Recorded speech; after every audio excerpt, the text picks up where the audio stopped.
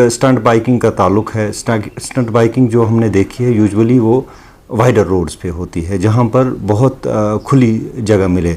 और ये जो स्टंट बाइकिंग करने हैं ये नॉर्मल बाइकर्स होते हैं जो शाम को मशगला करते हैं इन रोडों पे। इस मशगले से ये बना है कि अब जो फिर वो रील डालते हैं, that has become a problem. वो रीलें जो होती हैं दूसरे लोगों को भी वो फिर इन्फ्लुएंस करती हैं, तो सभी आखिरकार इससे इन्फ्लुएंस होके ये स्टंट बाइक करके फिर अपने इंस्टा पे या फेसबुक पे उसको डालते हैं। हमने रिसेंटली जो है कुछ लड़कों को आइडेंटिफाई किया, उनकी जो बाइक्स भी हमने सीज़ की हैं और उनके ख़िलाफ़ हमने उनके पेरेंट्स को ला के, बेसिकली ये जो है ना इसका कानून जो है ये रैश एंड नेग्लिजेंट ड्राइविंग में आ जाता है। हमारा जो एमवी एक्ट है, एमवी एक्ट में ज़्यादा इसमें इतना ही हो सकता है कि स्पीड ड्राइविंग में हम इनको ले सकते हैं। ये एक मशगरा जो है ना ये एक नई चीज़ नहीं है, ये बहुत सदियों से चली आ रही है। जब से बच्चों ने जो बाइक्स जो हैं मोटर बाइक एग्जिस्टेंस में आ गई, तब से जो जवान लोग हैं वो स्टंट्स करते रहे हैं। लेकिन ये स्टंट्स एक एरेना में करना पड़ता है, उसके लिए इंफ्रास्ट्रक्चर होता है जहाँ पर एक प्रॉपर सेफ्टी गाइडलाइंस होती हैं और इंस्ट्रक्टर्स होते हैं, उनके सुपरविज़न में वो करते हैं। लेकिन यहाँ जो लड़के हैं इस चीज़ को समझते नहीं हैं। इनको हम असिस्ट कर लेंगे, हम उनको जगह भी प्रोवाइड कर लेंगे, उनके जो कोचेज़ होंगे उनको भी दे देंगे, let them do it. Adventure कोई बुरी बात नहीं है, लेकिन आम शाहराहों पे करना ये बुरी बात है। मैं आपकी इस मीडियम से सभी जवानों को ये मैसेज देना चाहूँगा कि आप अपनी ज़िंदगी से खेलते हैं ये स्टंट्स करके।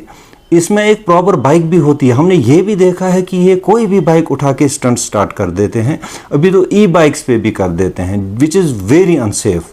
ई बाइक्स जो होते हैं ना ये बहुत फ्रेजाइल होती हैं, इनका जो है इतना स्ट्रक्चर मजबूत नहीं होता है कि वो शॉक ले सके।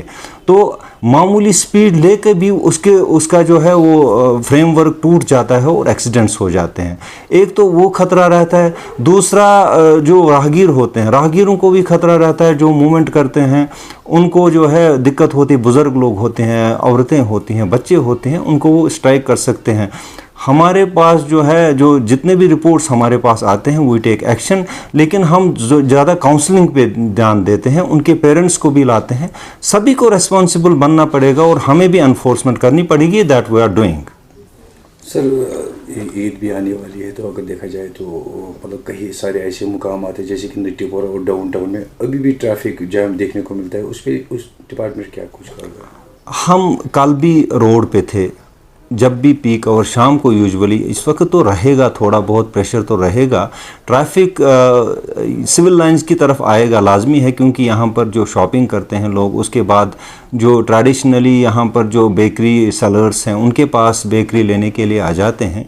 तो ये प्रेशर ईद अरफा तक तो रहेगा। इसके लिए हमने एक्स्ट्रा हमारी नफरी भी एडजस्ट की है इधर उधर से, तो लगा दिया है। We will try our best कि लोगों को कोई इनकन्वीनियंस ना हो, लेकिन लोगों को भी ये समझना चाहिए कि जो रॉन्ग पार्किंग है उसको अवॉइड करना चाहिए। जहाँ भी पार्किंग स्लॉट्स है अपनी गाड़ी लगा के प्रॉपरली जो शॉपिंग करनी है वो करके आ जाएं, और प्रेफरेबली अगर थोड़ा चलें भी तो बेटर रहेगा।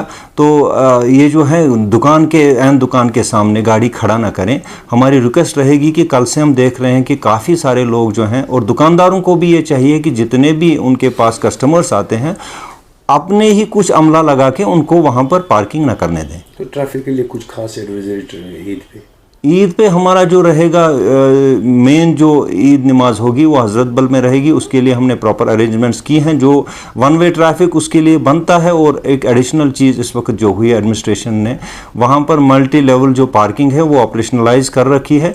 लोग वहाँ तक आ सकते हैं, उसमें ठीक होल्डिंग कैपेसिटी भी है। वो जो मैं ख़ास तौर पर जो प्राइवेट ट्रांसपोर्ट वहाँ आ जाता है उनके लिए ठीक रहेगा अगर वो वहाँ पर अपना जो पार्किंग रखें उसके बाद निकलें। इसके अलावा हमने ई रिक्शा की भी वहाँ अवेलेबिलिटी रखी है। जो बुज़ुर्ग लोग होते हैं जो वहाँ से ज़्यादा देर नहीं चल सकते हैं, ज़्यादा दूर नहीं चल सकते हैं, उनके लिए हमने वो रखा है वहाँ पर प्रोविज़न ई रिक्शा का भी। तो लोग जो है उनको सारी फैसिलिटी हम प्रोवाइड कर रहे हैं। There will be no issues during the Eid. और ईद जो कुर्बानी के वक्त है, मैं यहाँ आपके मीडियम से बहुत इंपॉर्टेंट बात है कि जब कुर्बानी का ये मीट बेचने जाते हैं, सभी जो लोग जो हैं अपनी बाइक्स, अपनी गाड़ियाँ इन लोग अपने बच्चों के हवाले कर देते हैं। वो ना करें।